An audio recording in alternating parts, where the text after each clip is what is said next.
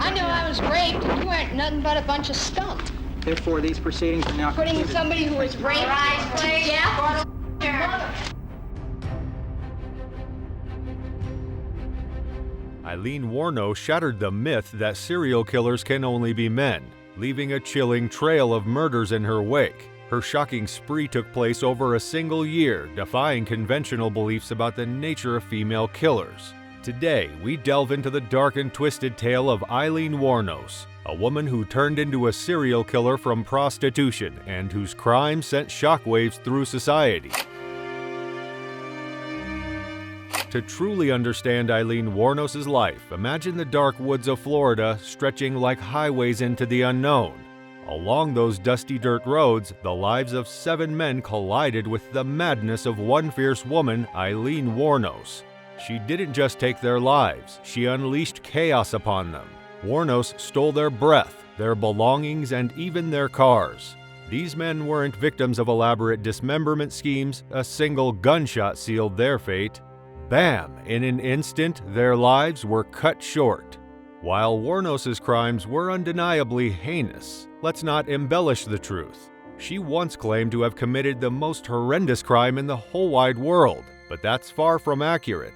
Her actions involved shooting her victims and leaving them behind.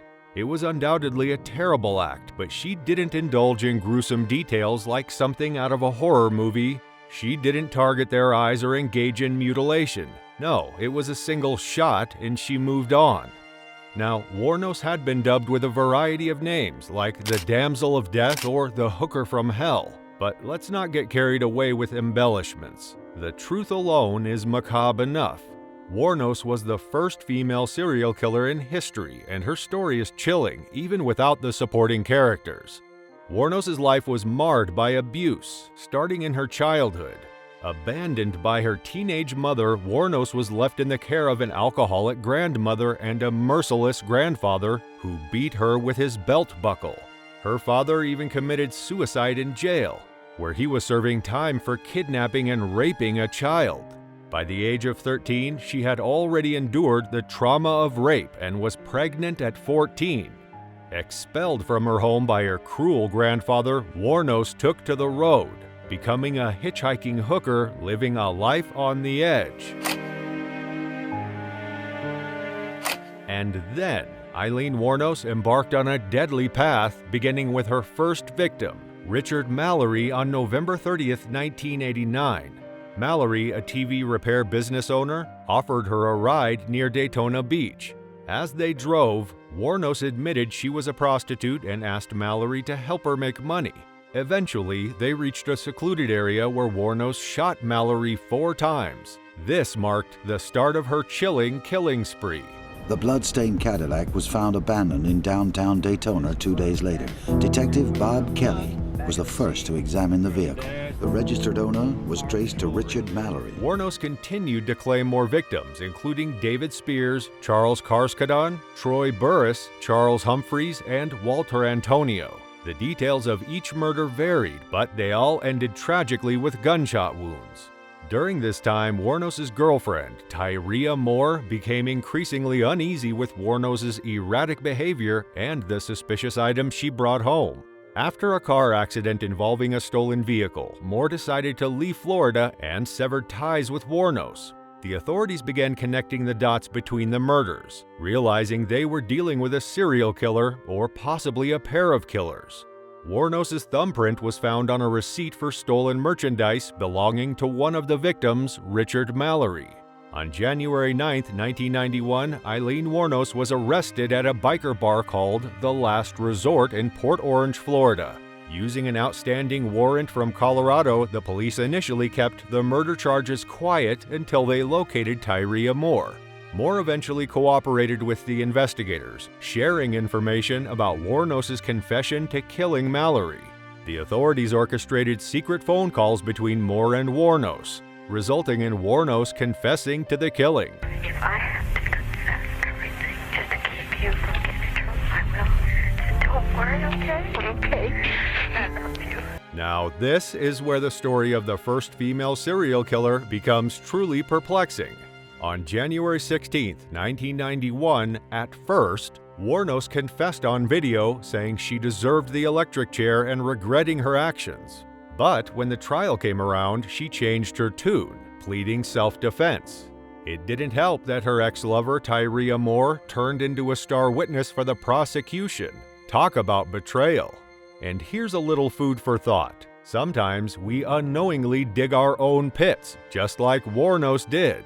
If you've been captivated by her story so far, and you're hungry for more intriguing tales that make you question everything, then it's time to hit that subscribe button.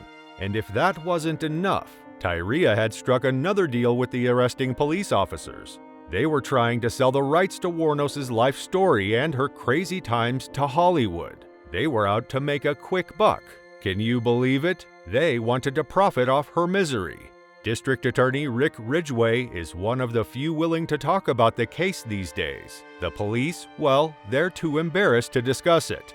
The whole case created a frenzy, and everyone wanted to get in on it. Desperate for their 15 minutes of fame, even people from Wuornos' own sheriff's office got involved.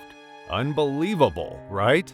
It drove the prosecutor mad when he found out. This story has been sold and resold many times by police officers, lawyers, and people who became friends with Wuornos. And more than 20 books have been written about the case. After spending a decade on death row, Wuornos made a significant decision.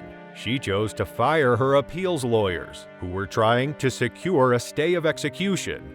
Instead, a court-appointed attorney stepped in, expressing concern over Wuornos' comments that indicated a profound disconnection from reality. It was a challenging situation. Then, in 2002, Florida Governor Jeb Bush lifted the temporary stay of execution. The decision came after 3 psychiatrists evaluated Wuornos and deemed her mentally competent to understand the death penalty and its implication.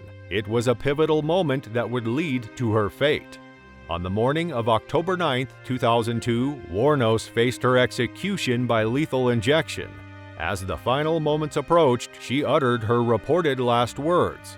"I'd just like to say I'm sailing with the Rock, and I'll be back like Independence Day with Jesus June 6th. Like the movie Big Mothership and all, I'll be back." And then, her journey reached its end. Wuornos' remains were cremated and scattered by a tree in her hometown. It was a quiet farewell to a tumultuous life. That's the crazy story of Aileen Wuornos. It's not what we were trying to do, but that's the way the dark and twisted road unfolded.